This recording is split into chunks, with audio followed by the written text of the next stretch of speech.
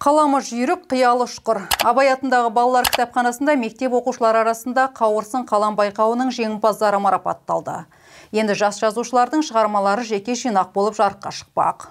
Абай атындағы Қарағанды облыстық балалар кітапханасы сәуір айында балалар жылына орай қауырсын қалам атты жас жазушылар байқауын жариялаған еді. 12 мен 15 жас аралығындағы қала мектептерінің оқушылары өздерінің жазу машығы мен шығармашылық қабілетін сынамақшы болып, ішкі жан дүниелерінен шыққан ертегі әңгімелерін жолдаған. Байқаудың мақсаты жас қаламгерлерді анықтап, олардың дарынын дамытып, ізденіс аясын кеңейту. Жалпы байқауға әртүрлі жанрда әңгімелер, өлеңдер, ертегілер, фэнтези жанрында 45 жұмыс келіп түсті.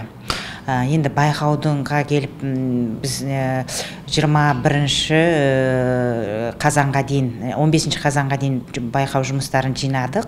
21 қазанда Әділқазылар алқасының кезекті жиылысы болып, осы байқауға келіп түскен жұмыстарды сараптап қарады. Барлығы 25 білім ошағынан 50-ге жуық ұсыныс келіп түсті. Оның ішінде қазақ және орыс тілдеріндегі жұмыстар іріктелініп алынған. Жаңа заман жасөспірімдерінің ой қиялынан туған шығармалар қазіргі прозаға өзгеше реңк беріп, жаңа леп сыйлады. Байқаудың бірінші орнын нөмірі 46 мектептің оқушысы Елизавета Варнавская мен нөмірі 25 мектептің оқушысы Адина Несіпбекова бөліскен. Мен шығармам достық туралы, оның тақырыбы «Қайдасың әлия». Ол мен кәдімгі Алакөлге демалуға өз отбасымен барғам. Сосын мен жай көлде ойнап жүргенде сол қызды кездестірдім. Сосын біз дос болдық.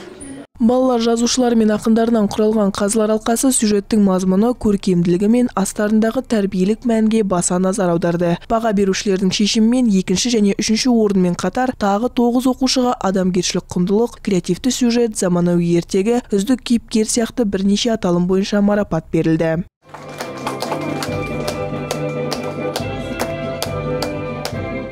Жеңімпаздар мен жүлдегерлерге дипломдар, бағалы сыйлықтар табысталды. Жас жазушыларды қолдау мақсатында кітапхана олардың шығармаларын топтастырып, жинақ түрінде жарыққа шығаруды жоспарлауда. Ақнұр Мырзатаева, Шалқар Алтынбеков, Николай Шевелев, 5-ші арна.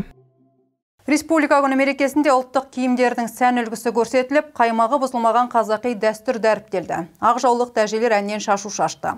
Ұлттық киім тігудің өзіндік үлгісін қалыптастырған өңірімізге танымал сән салонының жетекшісі мерекеге орай марапатқа ие болды.